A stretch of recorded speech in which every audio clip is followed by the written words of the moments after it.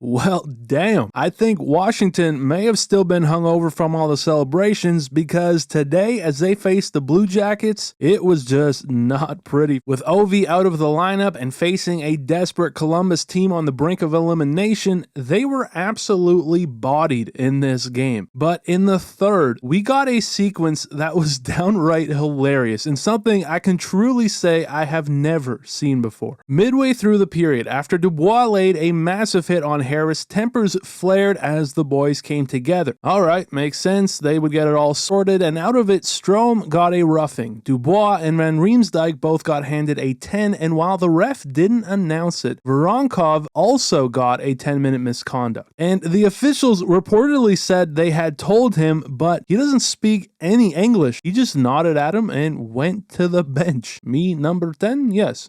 But remember that, because while Columbus came out of it with a power play where they went to work and just couldn't get one to wait. Who is that? That is number 10, Voronkov, out there on the power play as finally play would be blown dead. Buddy, you gotta go. He's confused, as was Dean. Why? Yep, no, he's not supposed to be out there. As Voronkov starts cracking up, I think realizing what's happened, and the bench was absolutely loving it. Fantilli losing it, Dean giving his iconic stare as, yeah, they would receive a bench penalty for playing an illegal player. And I'm going to do my best John Boy impression because this was just too good. John, why didn't you tell the coach? Didn't we? He says that we did. Well, we're in there. You don't know where he goes? Right there. Look, I don't know, Dean, but you can't play a guy sent to the room. Well, fine. He isn't in the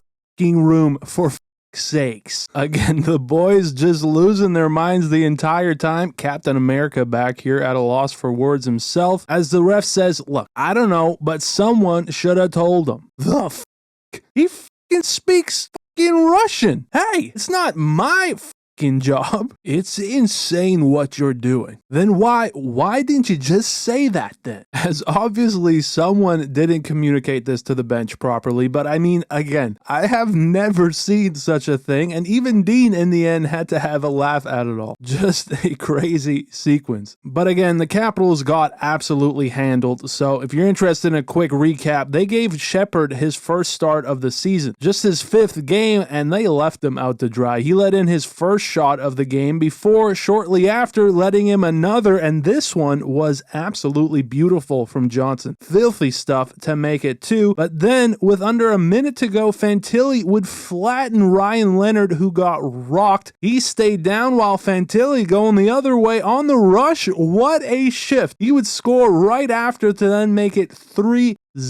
Just a brutal period, and what's even worse, that's with a goal being called back, as this one by Matejchuk was immediately called off, going off the linesman and in, and yet if the first was bad, the second wasn't any better. No reprieve, as Adam Fantilli with his second of the day, his 27th of the year, would make it 4-0. Not 3 minutes later, it was then Monahan piling on to make it 5, but keep the cannon loaded because just 30 seconds later, and we had an absolute beatdown by the Blue Jackets as Sillinger punched home his third. 3 goals before Washington even had a shot on net in the second. Just peppered them. And so, facing the biggest deficit they had faced all season, obviously Washington wasn't very happy about things. We saw a couple of scraps. Leonard trying to seek some revenge. He had himself a rough afternoon before Sandin and JVR, former teammates, then dropped the mitts. But yeah, I mean, all night Columbus was just the far better team. And as we head to the third and final frame, that gets us back to that hilarious sequence where, yeah, a minor penalty was handed out for an illegal player being on the ice. Crazy stuff. And so while the Caps would get some power play time out of it, Greaves, who I haven't talked about yet, answered everything today. He had himself a solid game, earning a 22-save shutout as the Blue Jackets, after the extra point was good, making it 7-0, would win the game 7-0, and also passed none other than Washington for the most 5-on-5 goals scored this season. And in the process, they would keep their playoff hopes alive another day. But yeah, just a wild game here. Thought I'd quickly cover it. As always, thank you guys for watching. I appreciate it very much, and I'll see you in the next one.